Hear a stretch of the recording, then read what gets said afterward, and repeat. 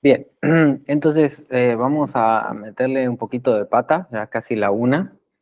Lo veo difícil terminar las dos, les voy avisando, pero bueno, haremos todo lo posible.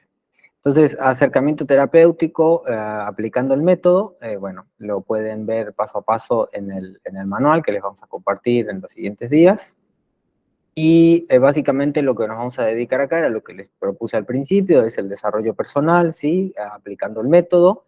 Para esto, pues el paciente o el cliente, si lo queremos ver desde el coaching, bueno, tiene que tener un requisito que es que tiene que estar listo para tomar la responsabilidad y poder sobre sí mismo, ¿no? Si no aplica en ese requisito, entonces va para terapia. Así, fácil. En relación a esto, el lema o la máxima con la que trabajamos es que donde hay patrones hay inconsciencia y donde hay inconsciencia hay entidades. Yo sé que puede sonar un poco, sí, esotérico o fatalista, pero en la práctica se ve.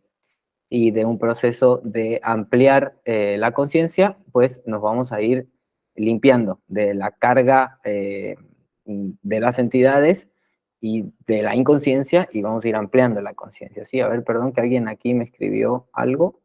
¿Quién fue? Yolanda, que se está yendo, nos saluda a todos. Jolly. Dale, Jolly, lo ves luego grabado. Bien.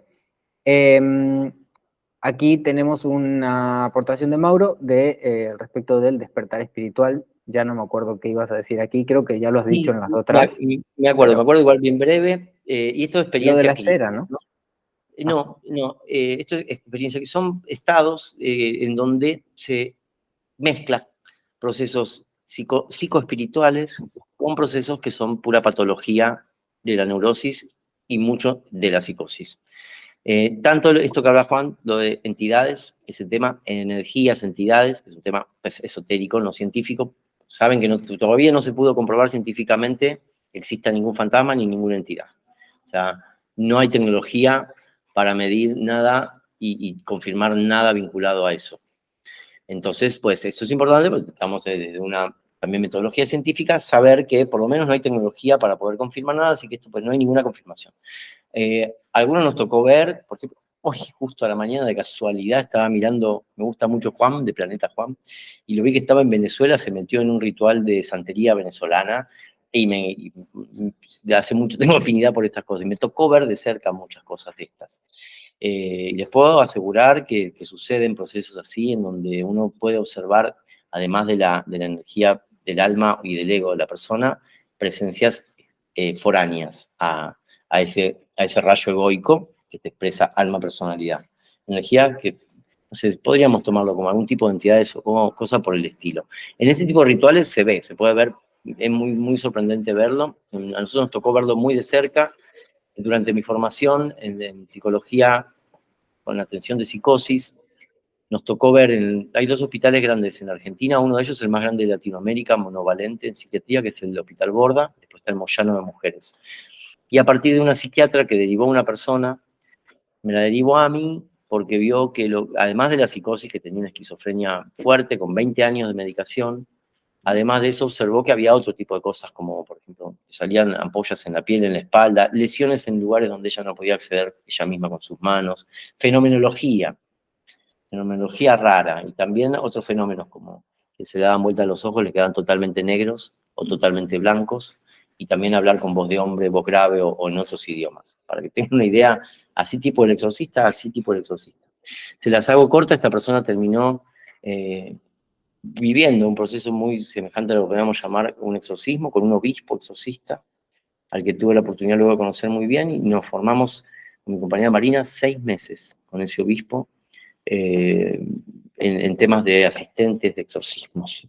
Y nos sirvió para poder ver un montón de situaciones y experiencias muy particulares que en mi caso, bueno, me puedo decir que me consta por experiencia directa que sucede sobre todo en algunos casos de adicción y psicosis, la combinación de cuadros de esquizofrenia, a veces con alcoholismo y a veces sí con entidades o posesión de entidades.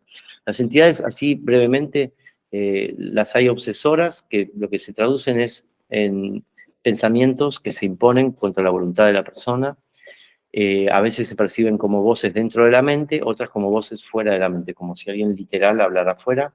Entonces se dan un montón de fenomenología alucinatoria, alucinaciones también kinestésicas, como sentirse, no sé, mojado o orinado, estando seco, alucinaciones olfativas, olor a muerte, o a flores, cuando no lo hay, o a sabores, un montón de fenomenología que estarían dentro del orden de la psicosis, ¿no? Todo esto es psicosis.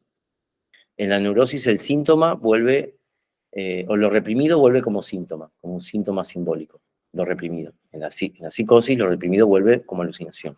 Hay estados intermedios, sobre todo en la esquizofrenia con alcoholismo, en donde se ve la combinación de cuadros. Entonces es muy delicado porque hay psicosis, hay fenómenos que tienen más que ver con esto, con entidades, y hay cuadros combinados, donde están las dos cosas juntas. Así de delicado es todo esto, y bueno, todo esto se ve mucho en ambientes también donde están presentes las medicinas y demás.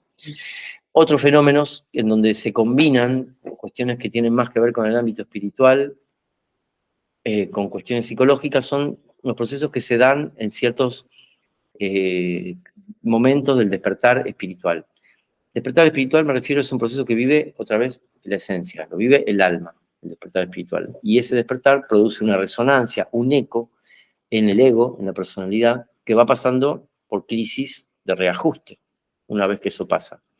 Eh, Muchas formas de hablar de esto, una de ellas que tenemos acá gente que conoce a Antal, que es un maestro de meditación, él habla, no él, una de las personas que saben mucho de esto, hablan del despertar de Kundalini, ¿no?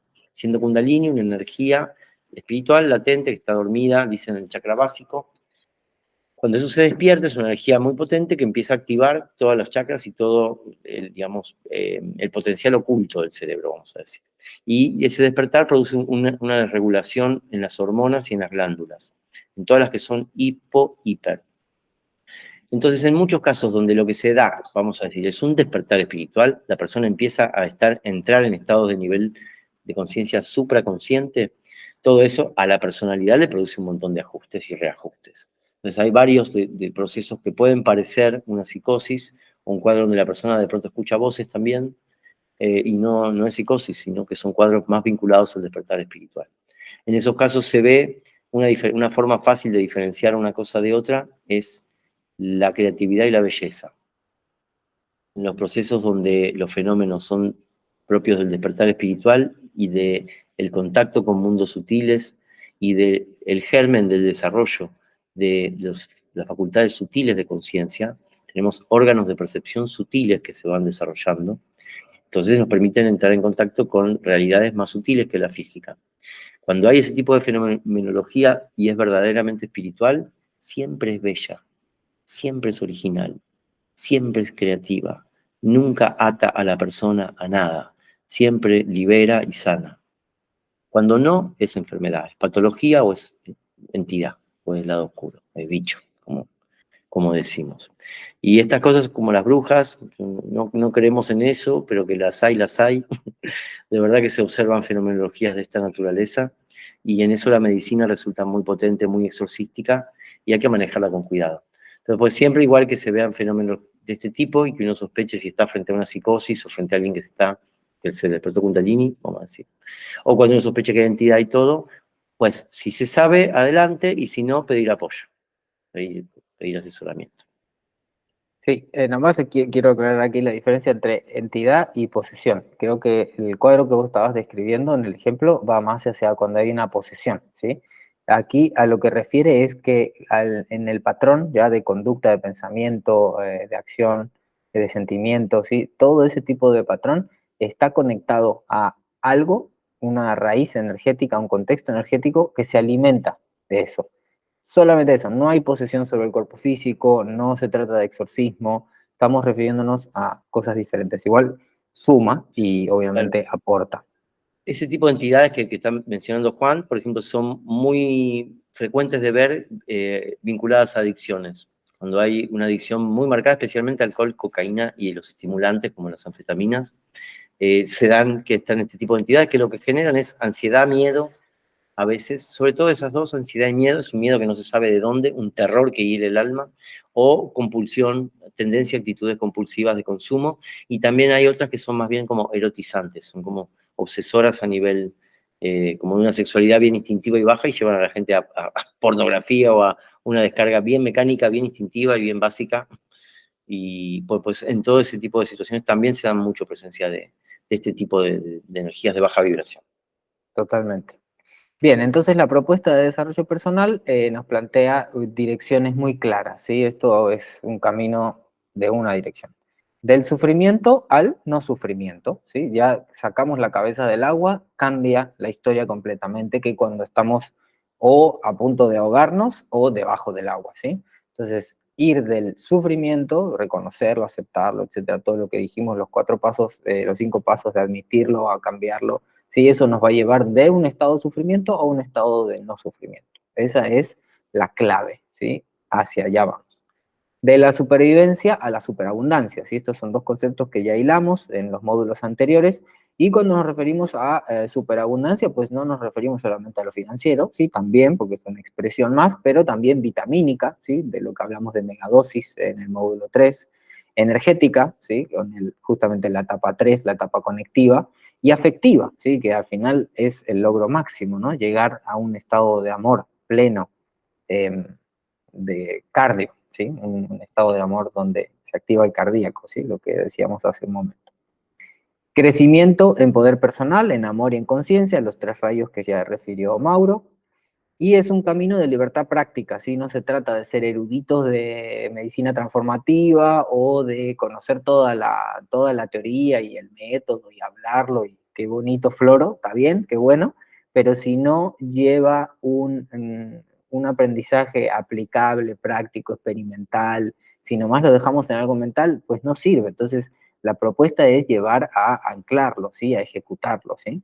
Y lo bueno de todo esto es que el formato microdosis pues, nos permite pues, continuar con nuestra vida laica, fuera del monasterio, en el cotidiano, y hacer todo este trabajo que en otros contextos pues, solamente se podría realizar dentro de un monasterio o en el retiro, en el templo, ¿sí? Esta imagen del viejito chino japonés que vive solo en la montaña, bueno, qué bien, ¿no?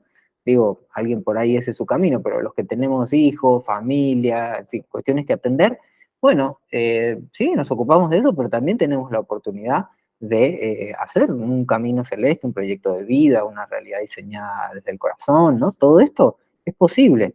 Y a diferencia de las macrodosis que te suponen pues una preparación más fuerte, una noche en vela, una integración intensa, bueno, lo podemos ir llevando en el cotidiano y el resultado es óptimo, es estable, es perdurable, ¿sí? Entonces, esto es un factor muy importante que no interrumpe ninguna actividad de nuestro cotidiano, ¿sí?